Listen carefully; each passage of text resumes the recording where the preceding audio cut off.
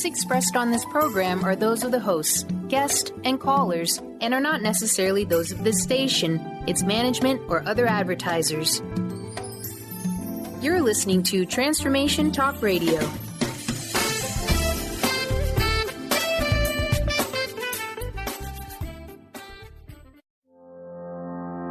Are you ready to stop stress, anxiety, and low self-esteem from running your life?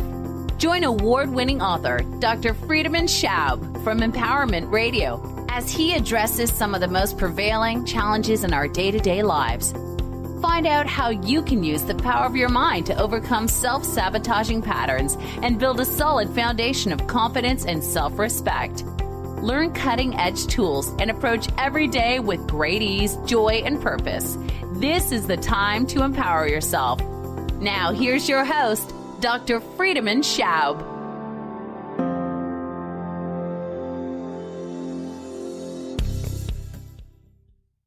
Welcome to Empowerment Radio. I'm your host, Dr. Friedemann, and today we have a very exciting show, and it is about, I think, one of the most important and also probably most fulfilling and challenging topics in life, which is relationship, love, marriage, dating, everything that is about connecting to someone that you want to spend ideally a lifetime with. Now, a lot of my clients feel challenged in that regard. They feel that they are diminished by their partners, that they had all these hopes that happened, during the dating time, and then they spent quite substantial amount of money on their wedding and felt like the princess or the prince, and the fairy tale could begin. Now, after a little while, they found out that, maybe they actually did marry a frog and not their prince. And they find out that things that they were overlooking all of a sudden are on the surface. They found out that their stuff is coming to the surface. Whatever they had been not really fully dealing with is now full on in the relationship. And so the relationship becomes more like a battlefield of power, of control, a battlefield of wanting to be right, a battlefield of wanting to make the partner be different. You promised me to be the way I want you to be. Why are you not this way? And so, lo and behold, there settles in a standoff. A feeling of, I'm going to go into my corner, you're going to go into your corner, and then we'll see what's going to happen. And unfortunately, often nothing happens because most of us don't really know, how do we reconnect? How do we really rebuild a relationship? How do we fight in a way that actually something positive comes out of it? How do we relate to each other in the first place? Because isn't it really challenging to have a person share your life with? Isn't it really challenging to learn to accept someone and feel that you are also, in many ways continuing to discover who that person is, just like that person will continuously discover who you are. Now, one of the things that I find I think very, important to mention about relationships is how we are approaching the other person, whether we are approaching our partner from a place of generosity and kindness, or whether we are approaching a partner more as someone we have to defend ourselves from, where we go more often in fight and flight than we are just open and relaxed.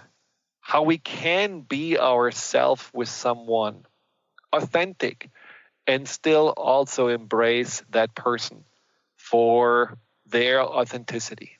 Now, these are all wonderful concepts, but what are the concrete steps? How do we get there? What do we need to do? And I know many people will have questions in this regard. So please send them in on the chat box on Transformation Talk Radio, because we have the expert today on the show, a person who knows a lot about relationships, who has written fabulous books about it. And one of them is Wired for Love, a complete insider's guide to understanding your partner's brain and enjoying a romantic relationship built on love and trust. And this man is Dr. Stan Tatkin. And without further ado, I would love to bring you on, Stan. And thank you so much. I know you have a busy day in your practice. Thank you so much for joining me here. Thank you, Friedemann. Thank you so much. Now, I have to ask you, how did you become even an expert in relationships and in dating and love? Have you always been good at that, or is that something you just figured out along the way? And what is your relationship like? Oh my God! I look back at all the dead soldiers, all the people that I disappointed, all the terrible relationships, things that I've done in past relationships. So don't look to me as the icon or the epitome of an expert with my own relationships, save for maybe my last one, my most recent one, who is my wife. So I am proud of that relationship. But the rest of it is actually as a clinician and researcher. But have you practiced also what you are writing in your books in your relationship? And have you found that this is also something that kept your relationship growing and thriving? Absolutely. I would say that I learned a lot also from my wife, Tracy, in terms of how to have a secure, functioning relationship. But I'm reminded often when I'm at home with my daughter or my wife, do you really want to be doing what you're doing since you're teaching this stuff? I'm kept in line quite often, at home, and as I keep my wife in line too, because we both believe in the idea of secure functioning, and we're part of a larger group. We've been a part of a larger group who believes the same thing. Harville Hendricks and John Gottman and Sue Johnson and Dan Siegel and a lot of others. We served on a board that called Relationships First, that believes basically in the same thing, that we need to shift the culture back towards more of a we than a me or an I, because we have the Statue of Liberty, we don't have the Statue of Responsibility, as someone famous once said. And so when you say from me to we, this is only about couples, or do you feel this in general in our society we need to shift out of being more self-centered to being maybe more we-centered? I think it's in the culture. I don't think it's just between partners. But a couple is the smallest unit of a society. And whether people think of it or not, they do operate on principles of some kind of social justice. Either it's unjust, unfair, insensitive, or in terms of secure functioning, it's the opposite: fair, just, insensitive, and fully cooperative and collaborative. And that is a problem present day in our culture, I think. Now, would you say that one of the key problems in a relationship is that we enter into the relationship not really having a good relationship with ourselves?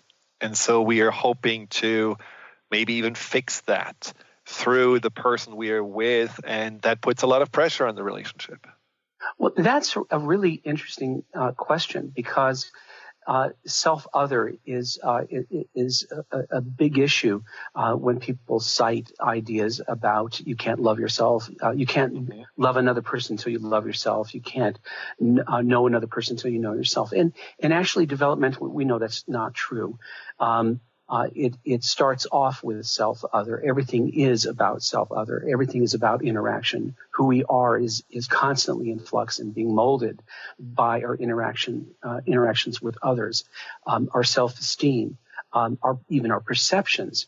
And so the idea of being good with yourself is a notion that is only possible in connection with interaction, connection with self-other. So We were hurt by people, we're healed by people. I don't think this is the kind of thing that you can learn in a cave or a book or a workshop. I came from an earlier tradition of meditation and Theravada tradition of Vipassana. And all the experts that I knew, the people who were teaching and were, who claimed enlightenment, were humbled as soon as they got into a love relationship. They may have done very well in a monastery, but as soon as they got into a love relationship, they were as inept as a 14-year-old or 12 or maybe younger, because there is nothing more difficult than another person. And that's something we have to reckon with. And by far the most difficult relationship on the planet is the adult love or romantic relationship. That one is the hardest because of all the history that it involves. Now, but you make it sound like as if it's not necessary to really work on yourself before you go into the relationship, because you can do it all in the relationship. Is that what you mean? Well, before we had therapists, people did do things in relationship. And our earliest relationship, that's not, a baby doesn't go to a therapist. The baby is being found by the caregiver. And that, of course, is determined by the caregiver's resourcefulness and resources and ability to find the baby's mind and all sorts of things. We go to therapy when we're having trouble sometimes. Some people go to therapy because they like it. Most people go because they feel they have to. And those relationships can be reparative, for sure, just like love relationships can, although love relationships are much more powerful in terms of changing trajectory, either for the better or for the worse.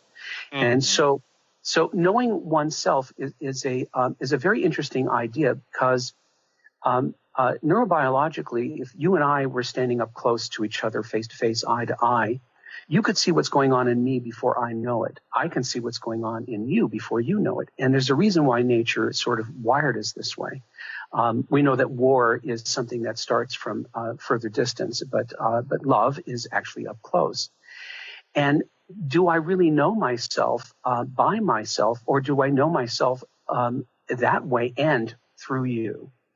I think, I think one without the other isn't the answer. Maybe both have to be there.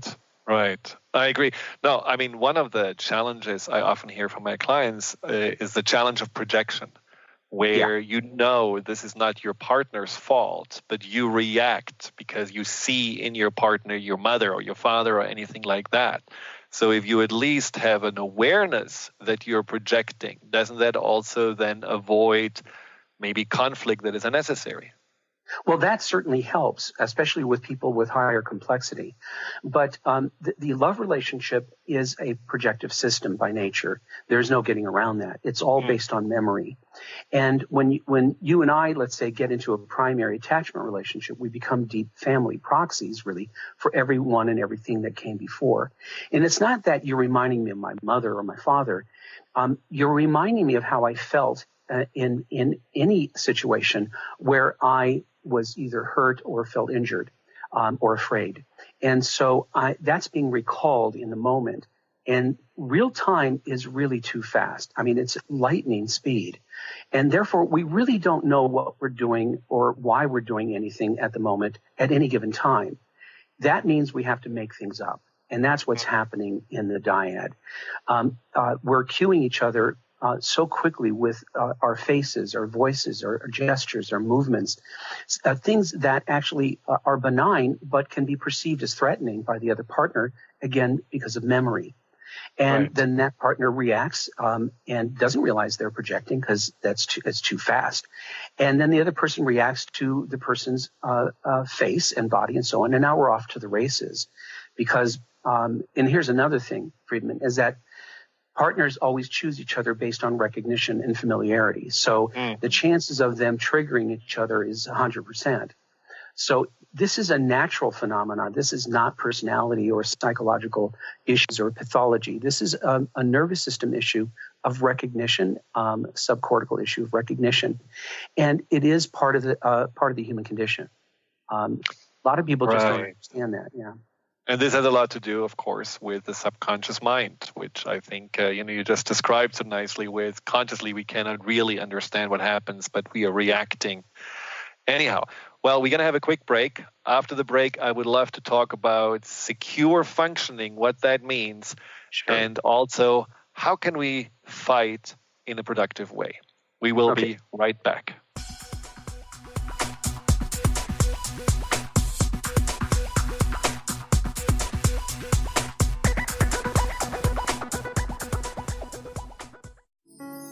Are you ready to stop stress, anxiety, and low self-esteem from running your life? Join award-winning author Dr. Friedemann Schaub for Empowerment Radio and learn breakthrough solutions to switch out of survival mode and approach every day with great ease, joy, and purpose. Tune in the first and third Wednesday at 11 a.m. Pacific to Empowerment Radio with host Dr. Friedemann Schaub on Transformation Talk Radio.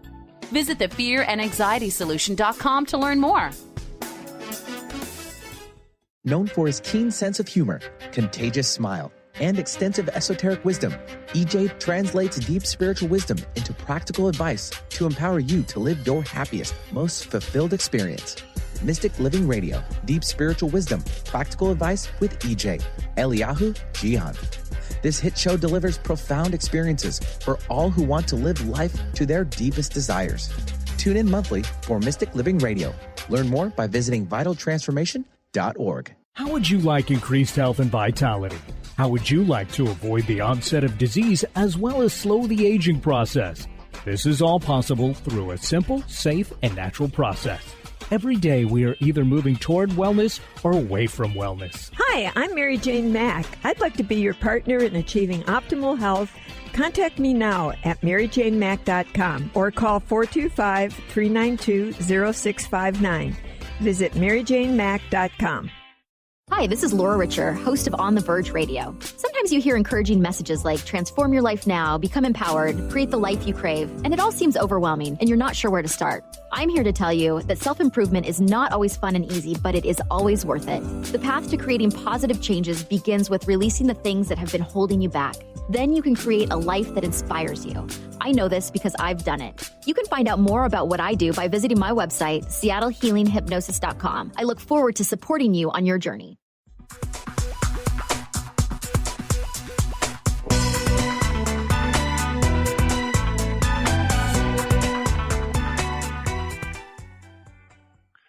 Welcome back to Empowerment Radio. We talk about love and relationship with Dr. Stan Tatkin.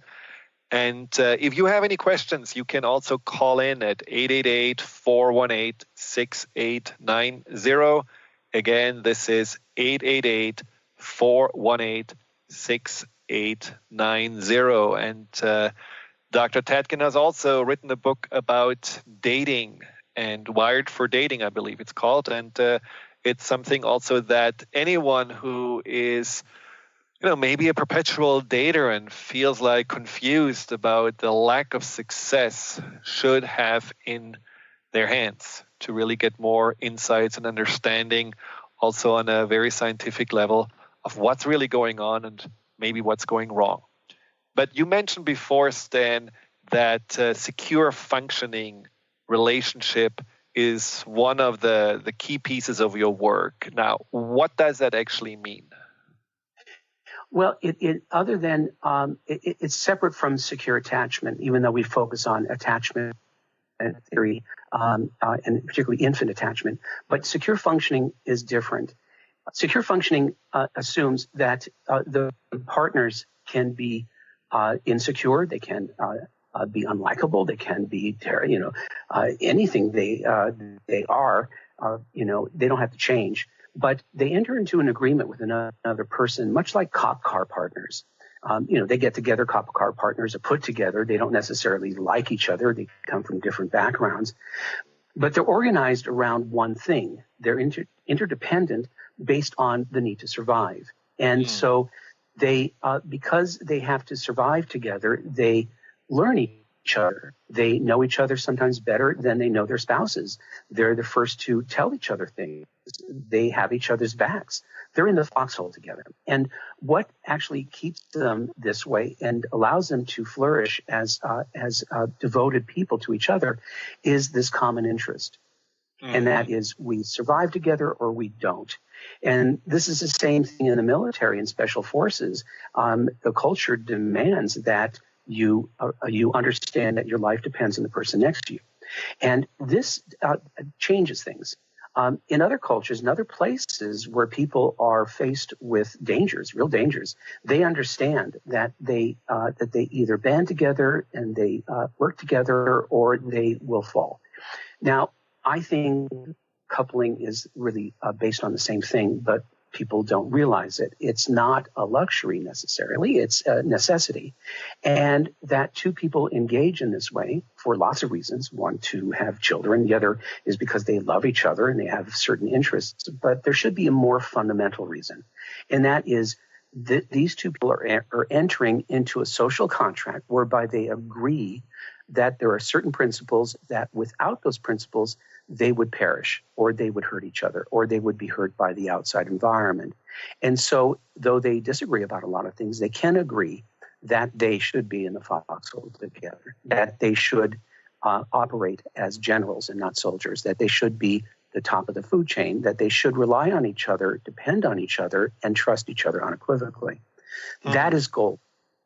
In a world that actually doesn't care, these two people are doing things for each other that nobody wants to do unless they get paid a lot of money.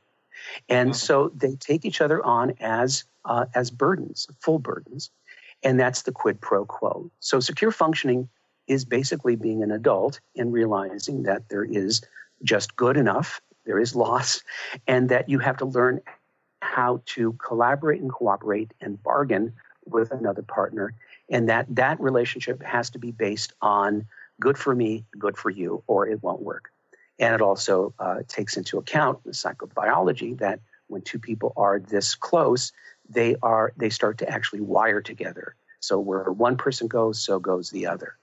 And we don't have that in our culture, educating people on the realities of pair bonding and what that could mean on a greater level than just simply romantic love. Now, when you said, it's basically being together in the foxhole, does that, when you think about why relationships end, is that because they don't see necessarily that they have this contract of being there for each other and trusting each other, or is it often that they feel like there is something better out there? I'm not really feeling it, I'm not attracted to. I mean, what do you see is the most common reason why relationships will not work out? Well, there are so many reasons, as you probably know. Sure. I think that there are a few top reasons. One is that the couple are not a good regulatory team. They're not able to co-manage painful states. They're not able to co-manage distress states in such a way that they're able to swiftly deal with distress and take it off the table. And that will eventually... So what would co-managing be, for example? Well, when either are in distress or the couple is in conflict, that they know how to manage each other properly. They know how to calm and soothe each other properly. They know how to resolve or at least deal with distress quickly so it doesn't go into long-term memory or it doesn't accrue threat. And that is actually one of the biggest problems, that you and I keep doing things to misunderstand each other, to hurt each other, and we don't repair it. And this then builds into a biological threat system whereby we start to see each other eventually as predators. And so that's one cause. The other is that partners do not explicitly come up with shared principles of governance, how they're going to govern each other and everybody else. And they don't actually look and see where they agree and what is most important. And they fly by the seat of their pants. And when the first big wind or wave comes, they come crashing down because they're not structured properly. So how would they decide the structure? Are you suggesting they should sit down and create 10 commandments for something like this, or Sure. What are you suggesting? Mm-hmm. Sure. Let's say I said to you, I believe in thou shalt not kill. And you say, well, I mostly believe in it, but sometimes I think I have to. Well, that could be a deal breaker because I don't know if I'm going to be safe. Or I say, you say, well, I think we should be fully transparent and tell each other everything. I think that's the best way to do business. And I say to you, well, I don't think so because I think we should have our secrets. Well, that could be a deal breaker. And a lot of people dismiss or ignore these things, and then they get into trouble because they fundamentally disagree. People often go ahead, even though there are deal breakers, like I want children. I've always wanted children, and you never wanted children. And we look at each other. We look at the abyss that is the end of our relationship, and one of us says, let's buy a house. And so we go ahead anyway. And that's like a cancer cell that's going to metastasize. And so there are all sorts of reasons why people don't stay together, but these are two, I think, of the biggest. And the other one is something we call the mismanagement of thirds. And that is where people don't understand the primacy of a primary attachment relationship. And they habitually let third things, third people, third tasks in to steal resources from the couple system, relegating one partner to third wheel. And that usually results in dissolution. Now, obviously, there is no owner manual for a happy relationship. So going back, for example, to what you said about, knowing how to identify the deal breakers. Is there in your book anything that you suggest, a questionnaire a couple should go through, or how do people find deal breakers? By talking, by actually thinking about the future, by not assuming that they are on the same page. People are rarely on the same page, actually, if ever. We have separate minds, and we only approximate each other's minds. So really nailing this down, what do we really believe in? And it has to be something that I can argue is not only good for me, but good for you. It has to serve a personal and mutual good. Otherwise, go no further. So, but this is what adults would do. They would talk about what their beliefs are. Why do you want to be monogamous? You don't have to be monogamous. Why be polyamorous? What's the point? As long as people can agree and they can argue why it's good for both people to do, then great. You could want to sleep with goats, and I want to sleep with goats, and we both agree, as long as the goats are of age, and we're fine. We're fine. But what if they agree to disagree? Well, you can agree to disagree on politics. You can agree to disagree on which car to buy, but you're not going to get very far if you agree to disagree on such things as the relationship comes first, as opposed to work comes first. If we're different in that regard, then we're going to run into trouble because we're going to make decisions based on our priorities. And then we'll fight about nonsense because on the big ticket items, we fundamentally disagree and we went ahead anyway. Very interesting. Well, we have to take a break, but I have more questions about that, especially a question about the notion that we should accept our partner exactly for who or he or she is. And also then, how do we not run into complete codependency, and is codependency even a problem? So when we come back, we will address all those questions and more. Stay tuned.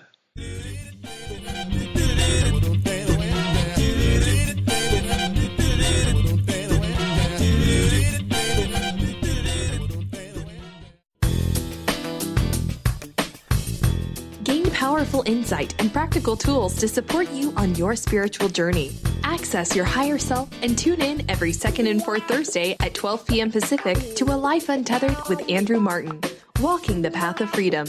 Andrew is a highly attuned, intuitive oracle, energy worker, spiritual teacher, and international radio host. For more about Andrew and his services, visit thelightedones.com. Tune in to The Truth is Funny with Colette Steffen each Wednesday at 8 a.m. Pacific, 11 a.m. Eastern on transformationtalkradio.com. This hit show will have you thinking outside the box and riding the wave of infinite potential. Join Colette on the Higher Self Network, inspiring listeners to shine their brilliance and ensure success while roaring with laughter as they recognize the humor of the giant cosmic joke. Visit thetruthisfunny.com. Tune in to The Jen Royster Show, intuitive guidance to inspire your life, each Thursday at 8 a.m. Pacific and 11 a.m. Eastern on transformationtalkradio.com. This amazing show is an inspirational hour that will take you on an epic metaphysical journey to discover the spiritual approach to life's greatest challenges. Dr. Jen is an internationally known intuitive counselor, spiritual teacher, and energy healer. Call in for intuitive readings and visit jenroyster.com for more information. Transformation Talk Radio is dedicated to the education and awareness of Lyme disease. Welcome to Lyme Talk Radio. I'm Dr. Pat Basile, the host of the Dr. Pat Show, and I am so thrilled that we've created this venue for all of you out there. Dr. Pat Basile will be bringing the most innovative, groundbreaking information, research, treatment innovations, and stories from those it affects every day. What we have heard is that you want to ensure for us that we keep positive, holistic, uplifting, transformative talk radio on the air. We're excited to bring you the contemporary conversations about Lyme disease.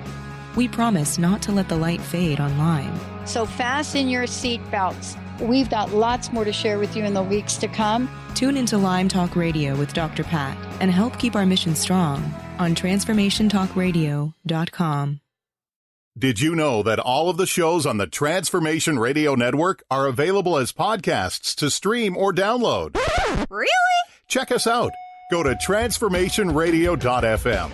We have business shows, spiritual shows, energy healing shows, and pretty much everything in between. Something for everyone, guaranteed to inspire, educate, and transform. We are transforming the world, one listener at a time.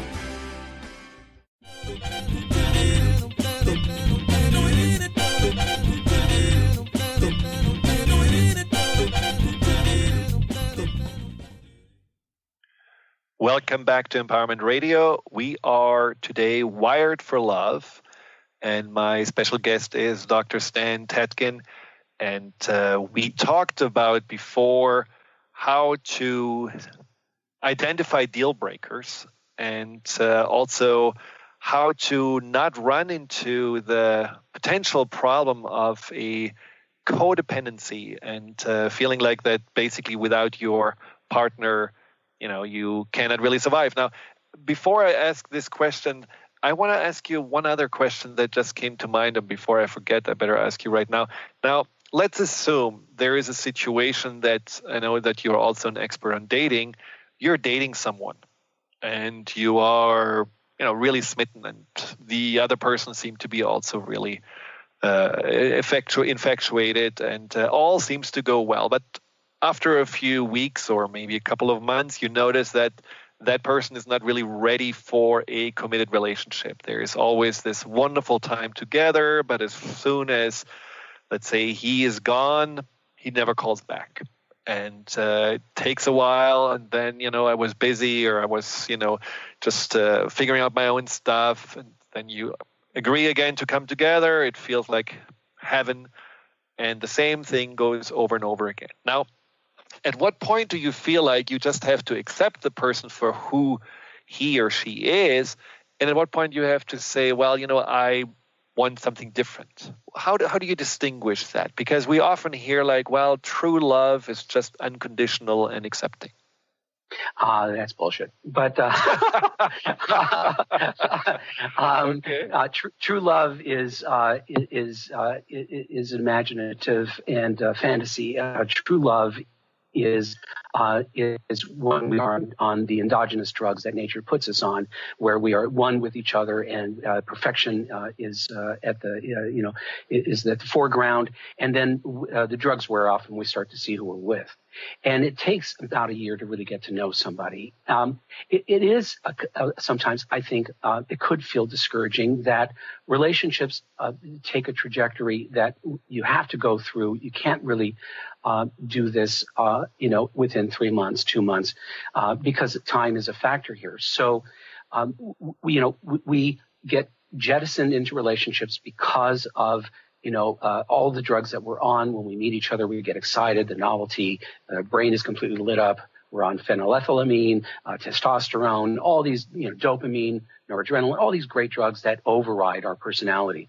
Mm-hmm. But then we start to see who we're with, and we start to see that there are things about the other person that make us feel unsafe or insecure. Mm-hmm. And if that person, or us actually, if either of us are not willing or able to shore that up, it's probably not going to work out.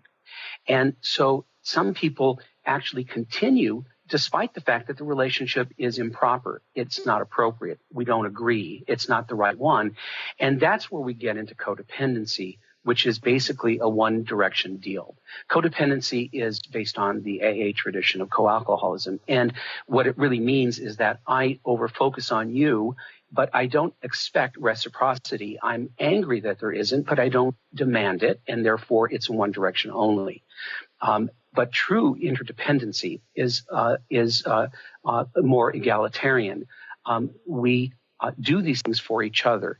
We expect things from each other. We do certain things that we both agree on. They're not unreasonable, and they're, like I said, they're good for me and you. They don't just serve a personal good, because that becomes too unfair. So there is no way to be sure in the beginning. There is a better way of dating, and that is to relax yourself and really, really Sherlock the other person. Start to learn how to pay really close attention to details, to the person's face, their movements, their eyes. It is a kind of outside meditation where all your attention goes on noticing and being interested in the other person. Therefore, dating then becomes more of a practice of learning how to deal with people, and not necessarily, spending all your time trying to find the right one. It's a practice. Now, if someone is not ready for a commitment and the other person is more than ready for a commitment, is that a deal breaker? Yeah, it is, because if one person isn't ready, the other person is, there's going to be increasing pressure as time goes on, because individuals, like couples, are always moving towards complexity. They're not staying still. They're always moving forward. And so what is good today is not going to be good tomorrow, because there's more expectation. There's wanting to move forward in some direction. And so that's going to cause problems. However, there have been many people, myself included, who have felt unready with a partner who is ready, and that person pushes the other one along, and it works out, yay, and that's quite fine. But if the other person is really dug in and doesn't prefer the future that the other person does, then that will be a problem. So I think there's a certain point one has to cut bait and envision not the person that they want to be with, but the relationship they want to be in. What should the relationship be? How should it be built? And what principles should it be built on? And that's a better way to vet people, I think. Is this person willing to do what I would like to do, or do we fundamentally disagree? And that's hard, because once we get attached to somebody, breaking up is really, really hard to do. But there are worse things than losing each other, and that is having a miserable future. And that's where I come in. Well, do you have any tips on how to let go of someone? Something that didn't work out, really? Oh, golly. Maybe you have some experience in that. How do you do with something that is that for many people over the history of civilization has killed people? Broken heart syndrome is a cardiomyopathy. So how to get over someone, or how to deal with the loss of someone? The only thing I can say is that life is filled with loss.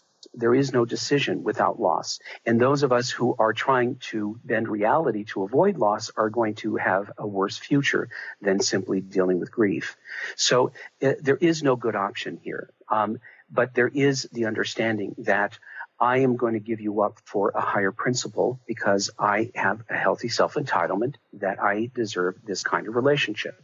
Of course, it's hopefully that ideal is a reasonable one, but that is what I'm looking for, and therefore I'm giving you up for that, sadly, but I expect that. Whereas I'm afraid I can't find anybody else. You're the only person who will ever want me. I'll never find anything like you again, and therefore I'm willing to trade on what I think the relationship should be for fear of loss, and that will be another kind of agony. But to be sure, we are meant to feel terrible when we break up with someone. We're meant to grieve. We're meant to feel that is dead, because all relationships are like a fingerprint. They're unique, phenomenological, never can be recreated again with another person. That will be a different relationship. And these are just the realities of life. Now, easier to say than to do. I have lost, and I would say probably of all of my losses, my failed marriage before Tracy was probably the most devastating and traumatic for me, even more than my parents who I loved. So I'm not making light of this. But I also know, having worked with couples for so many years and seen so many, there are worse things than that. And that is, again, continuing a terrible future and having your kids see a relationship that is loveless, or where we're not able to manage each other, we're not good at this. They're going to take that into the future as well, and that's how they're going to understand relationships. So there's a lot at stake here in the future. Again, hard to do. Right. And I think grief is something that needs time, of course. But what you just mentioned about codependency is also something that is important to keep in mind. If you do make too many sacrifices and are willing just to basically off-write what is important to you. And I think a lot of people do that constantly, that they just simply accommodate whatever the other person wants without really voicing their own needs. And that's, it's a definition of codependency that I think is important to keep in mind. Now, once you notice that, you're in it, you feel like, oh my God, I'm just making just all these concessions here and I'm never really asking for what I need. How do you turn it around? Well, Friedemann, this is the thing with couples that is so common. Let's say one partner keeps complying and relenting and giving in, and the other partner is gladly taking advantage of that. They're both being foolish. The partner who takes advantage of that is actually going to pay for everything that they're doing. There is no bad deed that goes unreturned, and that will pay back in spades. And the person that is going along with it is also making a foolish mistake, because they're signaling to their partner that they're not strong enough to stand up to them. Partners want the other person to not only parent them, because parenting doesn't end with parenting, but to stand strong and to set limits and to say, no, you can't do that. That is what makes people feel safe and secure. So the partner that folds is actually showing their other partner that they're not going to be there. They're not showing up. And they also, of course, show that they have no leverage at all. And a person with no leverage can't really manage their partner. And that has to be there. Mutually assured survival and thriving, and mutually assured destruction. So is there hope then? Is there a way for them to find an agreement, or at that point it's basically time to quit? There's always hope. I'm very optimistic about relationships. And after doing this for a long time, I also know there are no angels, no devils. Where there's one, there's the other. These are birds of a feather. They go together, absolutely. So in that case, the person who has not been holding up their end of the bargain by standing strong and saying, no, you can't, they're the ones that actually have to actually show up first. The other person isn't expected to change unless they have to. And so this is like parenting, right? You continue to give in to your children. They begin to know there is no God. Nobody is looking out for me. My parents are weak, and I've lost respect for them. It's the parent that says, no, and I know what you're up to, and no, you can't. That's final. And if you do that, this will happen. That's strength, and that is security. And that partner, the partner who is putting loss ahead of principles, is going to have to shift their position in order for the other one to start to change. Do you feel it's important for a relationship to have, once in a while, just a powwow to sit down? So where are we? We are going on this journey together, and maybe we have lost touch because of the kids, or maybe we are not really following through with agreements anymore. And how important is that, just to get really a frame of reference again of the state of the relationship? I think it's really important because I see partnerships as leaders. They're leaders of everybody. Everyone's following them. And so if they're not checking in with each other, if they're not clarifying where they're headed and what they want and what they're doing, then they're doing themselves and everyone around them, including their children, a disservice. So that is the problem of all human beings. We go automatically. We stop doing things that we used to do, such as paying attention and being present and being curious, because we've automated each other like we've automated bike riding. And so we don't think we should or have to. And then it comes to bite us. And so any kind of consciousness, any kind of attention and presence that happens at any point throughout a week is really important. Otherwise, people are just sleepwalking through their lives, and they're not really taking care of business. And the other thing is that they're going to start to drift from each other. This business of automation, which is a natural thing the brain does, can only be reversed or mitigated by attention and presence. There is no other solution to it. And unfortunately, we assume quite a bit. We think we know each other. We think we know things. We think we're understanding each other. And by the way, human communication, even on a good day, is terrible. We're mostly misunderstanding each other much of the time. And yet we are fine to just let things ride until something terrible happens. So maintenance is everything, staying in touch with each other, and being girlfriend and boyfriend forever, or girlfriend and girlfriend, or boyfriend and boyfriend. That's the engine that drives this thing, not mother, father, or husband, wife. Meaning like having some kind of a romance still lit up in the relationship and paying attention to each other. Absolutely. Absolutely. Now, one of the things that you probably also see in your practice quite a bit is that people stop communicating because they are afraid of getting into a conflict, into a fight. So it's this classic avoidance behavior because, as you write in your book, we don't necessarily know how to fight. And you have written a whole chapter about that. So tell us, what is a good fight? Well, first of all, conflict avoidance in and of itself is threatening.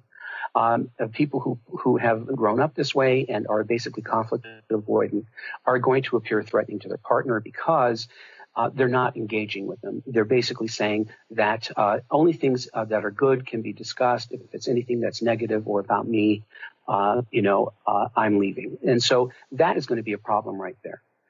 The other thing is that partners have to understand that they have to be face-to-face, eye-to-eye, in relatively close proximity in order to regulate each other. We have a visual brain, and we cannot be side-to-side or on the phone or in text. We have to actually be in close proximity, keep our eyes up, and then take care of ourselves and our partner at the same time. I take care of you and me at the same time. And that means I never let you think I'm only presenting my stand, my interests, my concerns, without acknowledging and protecting yours. If I don't do that, if I only stand up for what I am wanting, then we're going to square off, be adversarial, and we will both lose. So this is sort of the human relationships 101. Great negotiators know this, that you have to get anything, you have to take your partner's interests in mind at the same time of your own. And if you don't actually let your partner know that you're doing that, you get what you pay for. They're going to fight. And Also, we have to understand that we're animals and our brains are tilted more toward war than love. And if we're not being friendly with our partners, especially when when there's conflict, then we risk building up our arousal to the point where we become fully automatic and we shoot first and ask questions later. So these are basic human conditions. It's the perfect imperfectness of human beings. This is everybody, by the way, and people have to learn this skill. Otherwise, they really will get nothing. Well, let's be concrete. So a couple, for example, let's say he is working from home and she's just minding her own business, reading a book, and he has a tendency to barge in and say, can you do this phone call for me? Or can you do run this errand for me? And she may feel that always her boundaries are infringed upon. She may feel that there's always an expectation she has to fulfill. And so she doesn't say anything because she knows that if she says something, he gets upset, he feels hurt, he is very sensitive, and then it would just blow up. But in the meantime, she gets more and more frustrated. Now, what would be a way for her to express herself so that her needs and his needs are at the same time put into consideration? Honey, I know you want this done right now. I'm in the middle of something. You're going to have to wait. Honey, I know that this seems urgent to you, but sit down and wait for me and we'll talk. Honey, you're bugging me. Get out of here. Honey, okay. There's so many things that somebody can do depending on their sense of humor and their friendliness. But here is where the psychobiology comes in, is that partners are in each other's care, not their own, in a couple relationship, at least from a psychobiological point of view.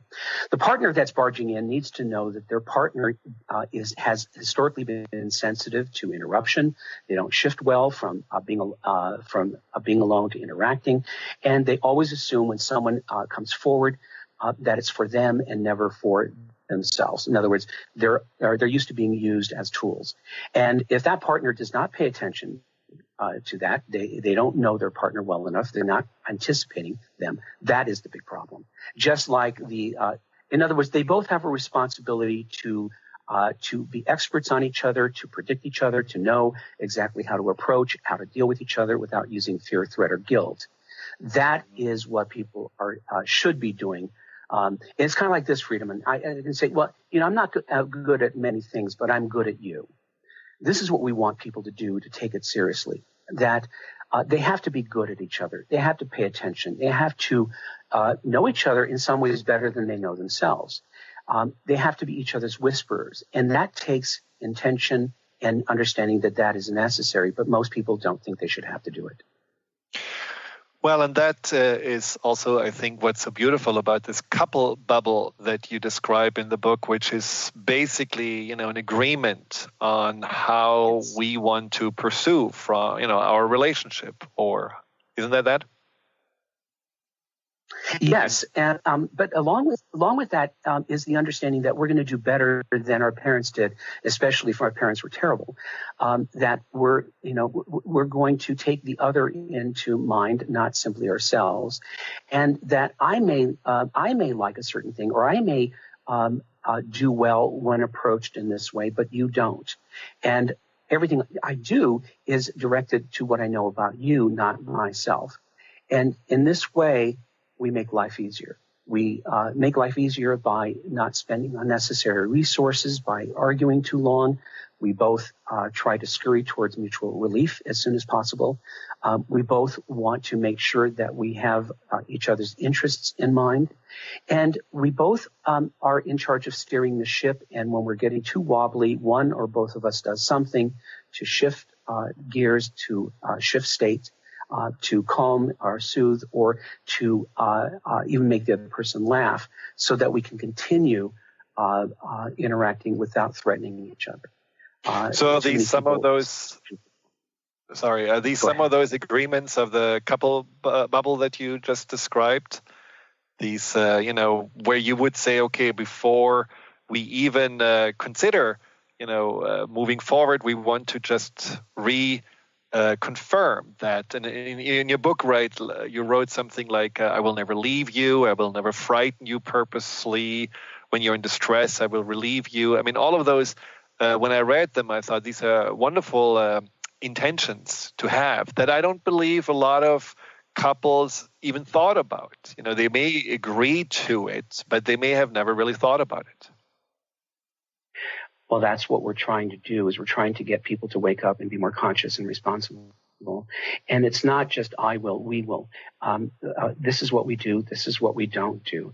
The language of morality is should, but the languaging of good social contract theory is this is what we do. This is what we don't do.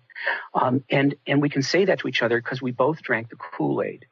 I believe in this, even though it's a pain in the ass for me right now and I don't feel like it. I do it because I know you're going to have to do the same thing. That's the quid pro quo. We both have to do things when we don't feel like, when we don't like each other, because it protects us both. And people have to understand that we're animals, that without these agreements, it's the Wild West.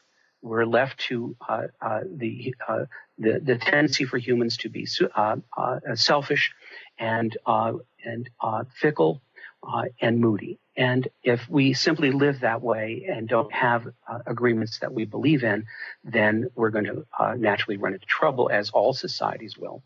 So we're just talking about people being smart and understanding that making mistakes and being threatening is part of the problem of being a human being, that this automatic brain that we have is always working in a way that makes us do things reflexively, not purposely, and that we're basically dumb that way.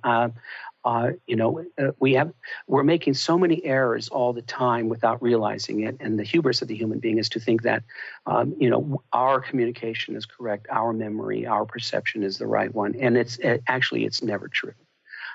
We've never lived outside of our heads. We never will. We're dealing with another mind, another nervous system, and yet we often don't remember that and respect it and learn to play well together properly. So a lot of this is education about how the brain works, how humans work, and then also becoming more complex socially, emotionally, so that we're able to get each other to do things with attraction and not fear, threat, or guilt, which is easy to do. That's what kids do. But now we're calling for a higher level of consciousness. Well, thank you so much, Stan.